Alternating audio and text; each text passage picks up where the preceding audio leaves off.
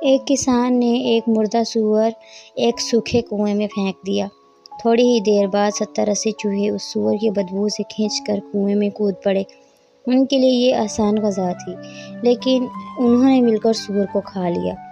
لیکن اصل مشکل تب شروع ہوئی جب کھانے کے بعد انہوں نے باہر نکلنے کی کوشش کی۔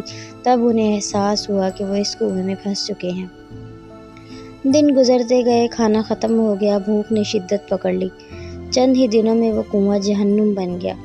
زندہ رہنے کے لیے چوہوں نے ایک دوسرے کو مارنا شروع کیا اور پھر کھانا شروع کیا۔ آہستہ آہستہ سب ختم ہو گئے۔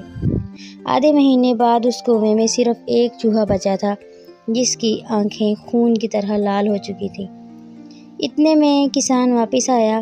اس نے کنویں میں رسی ڈالی اور آخری چوہے کو باہر نکال کر کھیت میں چھوڑ دیا۔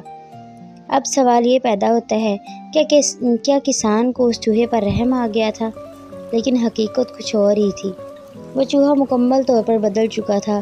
وہ اپنی ہی ہم جنس کو کھانے کا عادی ہو چکا تھا، اس لیے وہ اب اناج نہیں کھاتا تھا۔ کھیت میں جاتے ہی وہ پاگلوں کی طرح دوسرے چوہوں کا شکار کرنے لگا۔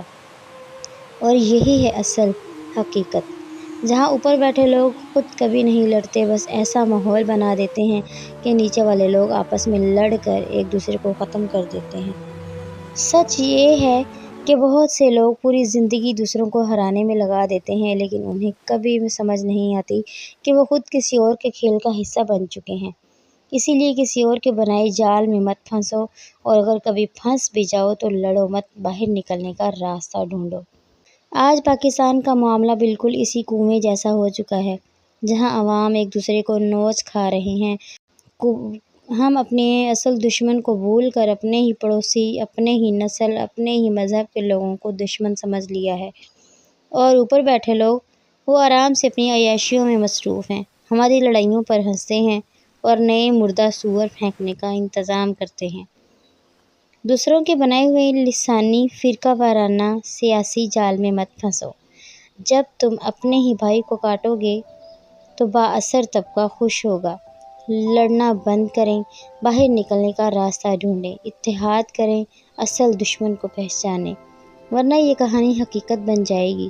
کنواں خالی اور صرف ایک لال آنکھوں والا چوہا باقی، جو خود بھی پاگل ہو چکا ہے۔ اللہ پاکستان کو اس فتنے سے بچائے، آمین۔